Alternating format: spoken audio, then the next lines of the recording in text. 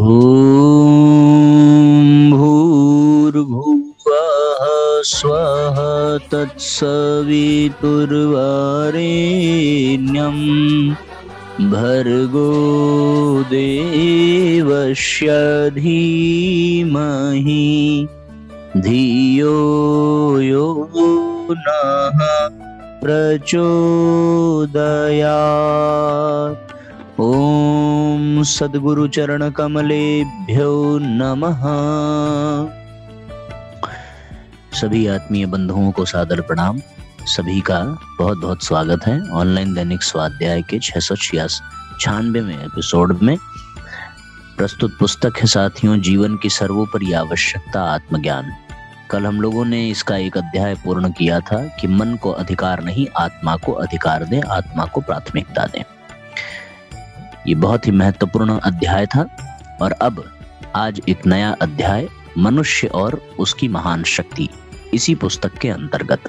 आइए मिलकर के स्वाध्याय करें। सब लोग अधिक से अधिक शेयर जरूर कर दें, जिससे कि अधिक से अधिक लोगों तक परम पूज्य गुरुदेव के इस दिव्य विचार को पहुंचने में सुविधा हो सके, एक माध्यम मिल सके। प्रारंभ करते हैं साथियों। मनुष्य और उसकी महान शक्ति। परमाणु शक्ति के संबंध में आधुनिक वैज्ञानिकों का कथन है कि जब उसकी संपूर्ण जानकारी मनुष्य को हो जाएगी तो सारे ग्रह नक्षत्रों की दूरी ऐसी हो जाएगी जैसे पृथ्वी पर एक गांव, किंतु इसकी जानकारी का भी अधिष्ठाता मनुष्य है। अतः उसकी शक्ति का अनुमान लगाना भी असंभव है। मनुष्य में वे सारी शक्तियां विद्यमान हैं जिनसे इस संसार का विनाश भी हो सकता है और इस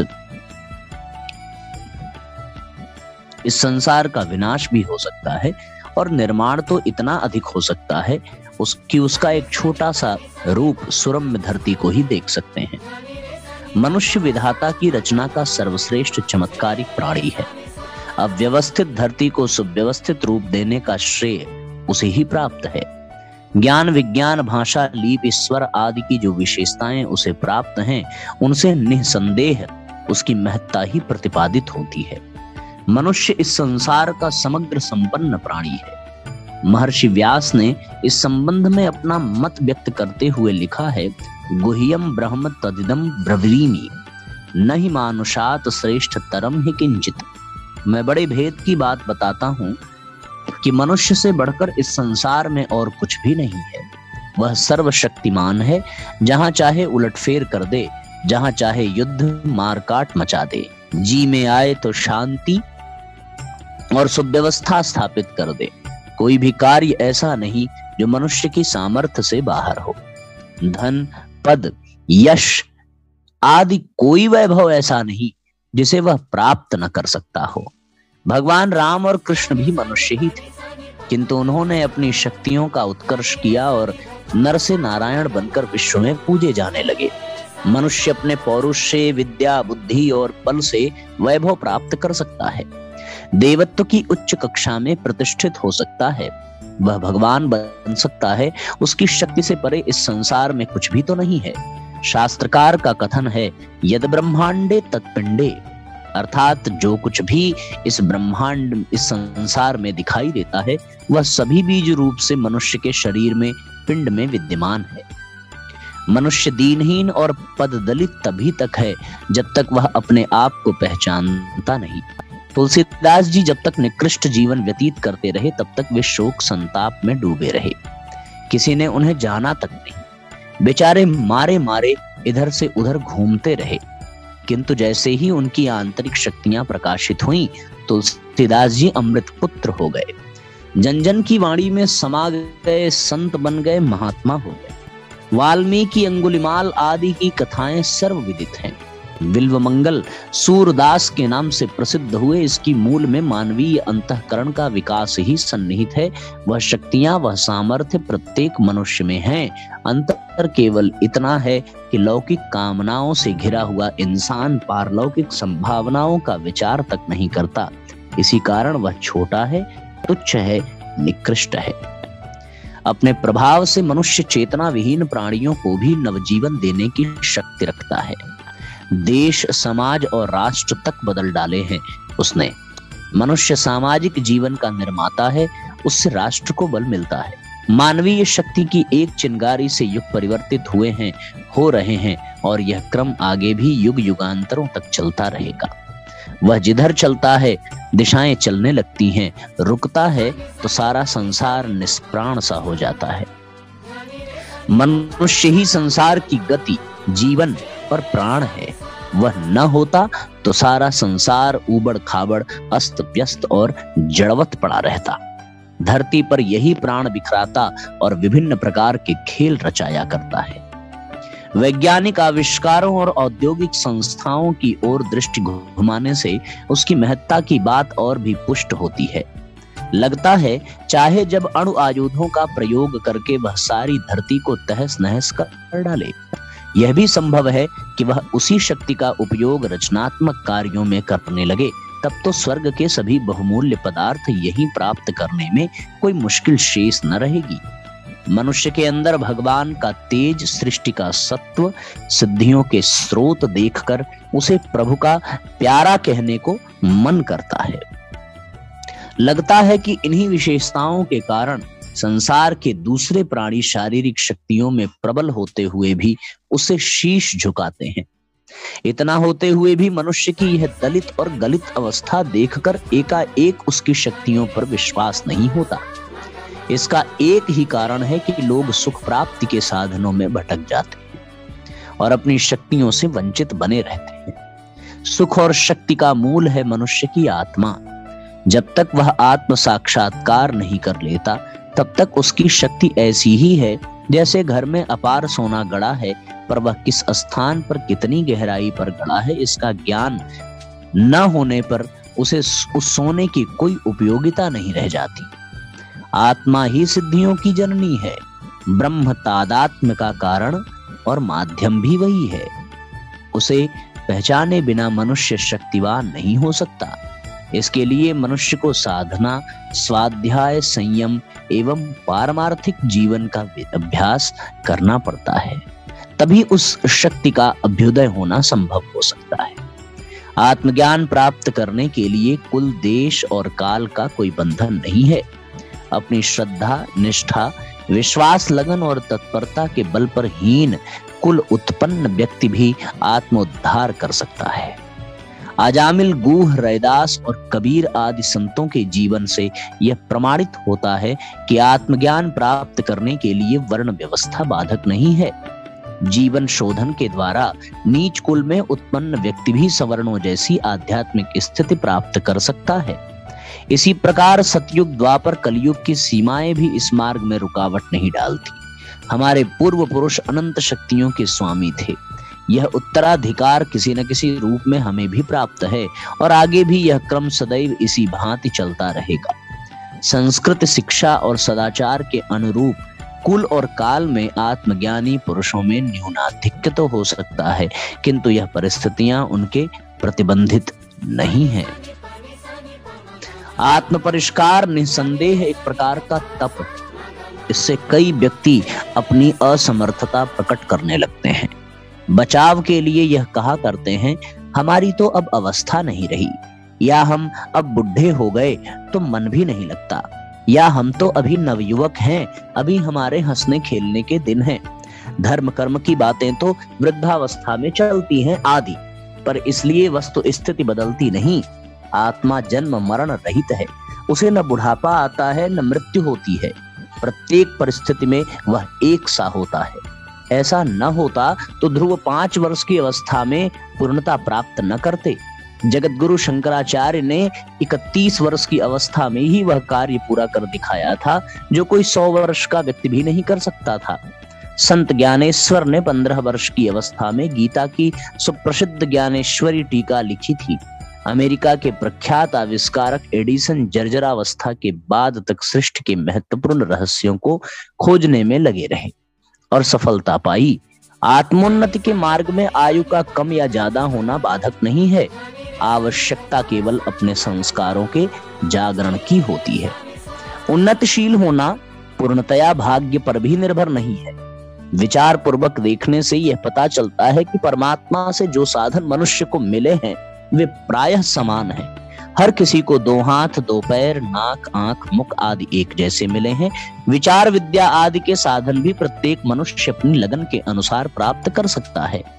भाग्यवादी सिद्धांत कायरों और कापुरुषों का है।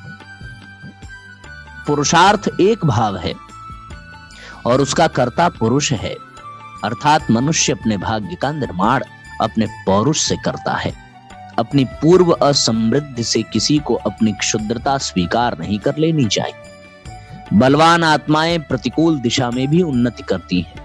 मनुष्य के व्यक्तित्व का सच्चा परिष्कार तो कठिनाइयों में ही होता है। बाह्य साधनों के अभाव का रोना भी अत्यंत दुर्भाग्यपूर्ण है।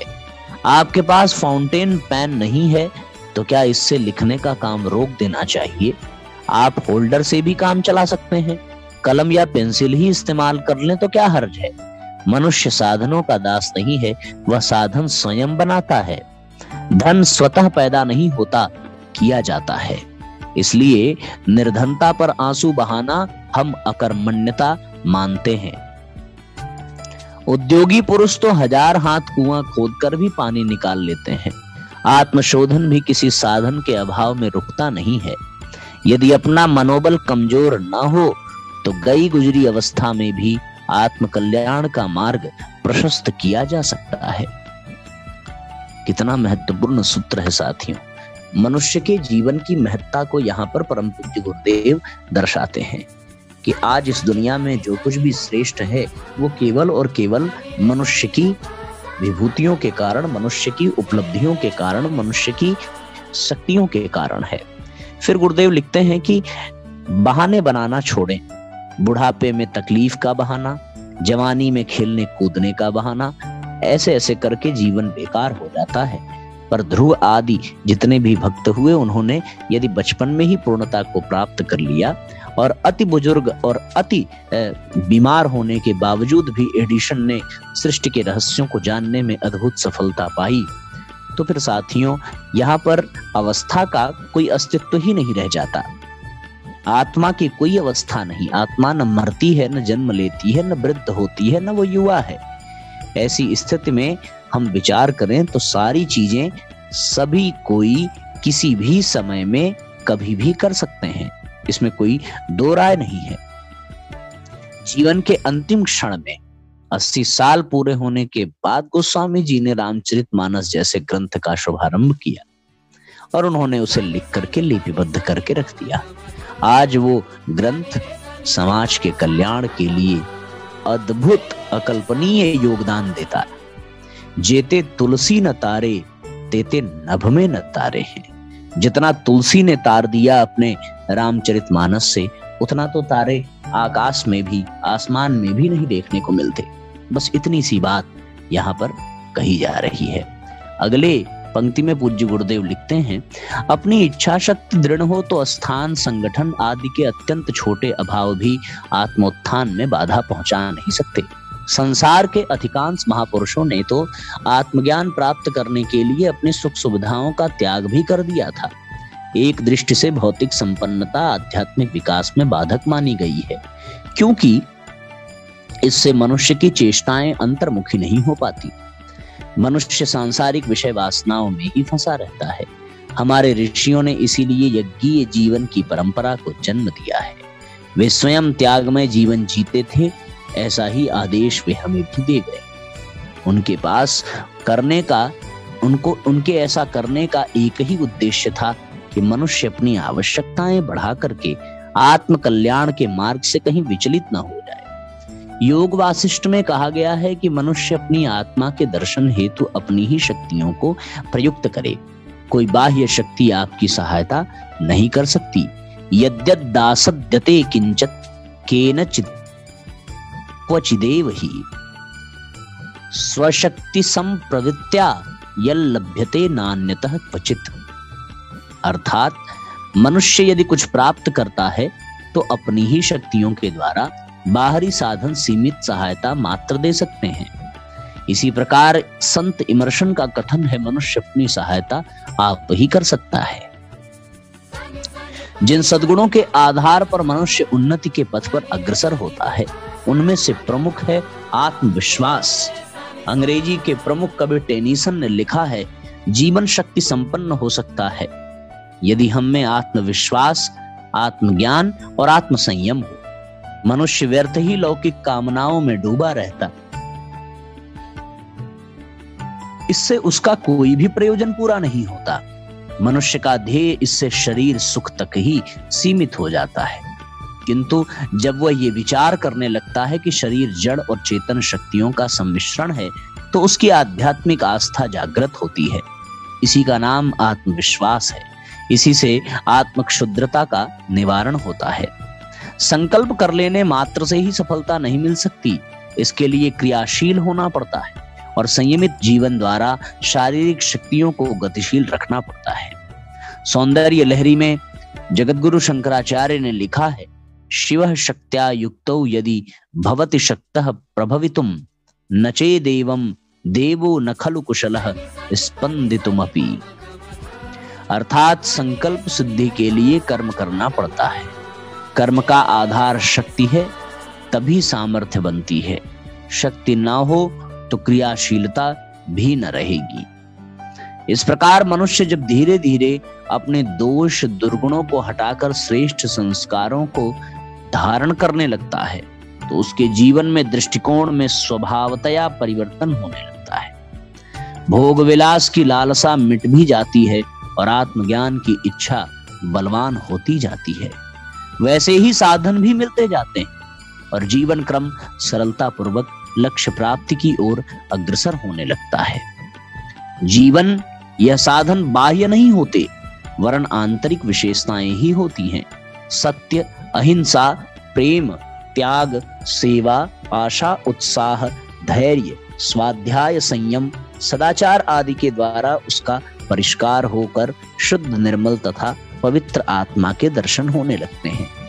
यही वह स्थिति होती है जहां संपूर्ण शक्तियां आकर केंद्रीभूत हो जाती हैं और अयम ब्रह्मास्मि, अयमात्म ब्रह्म की शक्तिशाली भूमिका पर मनुष्य पदार्पण कर जाता है। मनुष्य जिस उद्देश्य को लेकर इस धरती पर आता है, उसकी पूर्ति हो जाती है और वह अनंत सिद्धियों का स्वामी बनकर सुखोपभोग करता है। जिन्हें सुख की कामना हो, उन सबके लिए भी यही रास्ता है कि अपना पौरुष जागृत करें, शक्तिशाली बने, तभी सच्चा सुख मिल सकता है। मानवीय जीवन की महत्ता को बताते हुए पूज्य गुरुदेव ने कहा है कि भैया, अपने आप को पहचानो, अपने भीतर की विशेषताओं को जागृत करो और अपने जीवन को धन्य बनाओ। ऐसी बात है। सभी कर्मों का आधार जो है, उसके पीछे लगने वाली शक्ति और सामर्थ्य ही होती है। इसलिए हम सभी अपने जीवन में अपनी शक्ति, अपनी सामर्थ्य का उपयोग करें और अपना ही नहीं, दूसरों का भी आत्म कल्याण करने में सक्षम हो, समर्थ बने। ये बात इस अध्याय से पूज्य गुरुदेव ने लिखी है कि अवस्था का बहाना नहीं बनाना है। केवल संकल्प करने मात्र से ही वह संकल्प धरातल पर नहीं उतरेगा, बल्कि उसके लिए पुरुषार्थ करना पड़ेगा, पुरुषार्थ देना पड़ेगा, तब जाकर के बात बनेगी। इसलिए साथियों, हम सभी अपने भीतर का परिष्कार करें। इन्हीं भावनाओं के साथ अगला अध्याय अगर प्रारंभ करते भी हैं तो फिर बीच में ही छोड़ना पड़ेगा और महत्वपूर्ण भी है, तो विस्तार से बताते चलेंगे। अब गायत्री मंत्र पढ़ते हैं, आज के सत्र को विराम देते हैं। ओम भूर्भुवः स्वः तत्सवितुर्वरेण्यं भर्गो देवस्य धीमहि धियो यो नः प्रचोदयात्।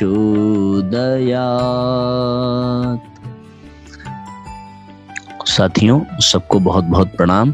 फिर से कह दूं कि लाइक और शेयर करना बिल्कुल भी ना भूलेंगे, जरूर करेंगे, अवश्य करेंगे। आज के सत्र को विराम देते हैं। सबको प्रणाम, सबको धन्यवाद, सबको शुभ रात्रि।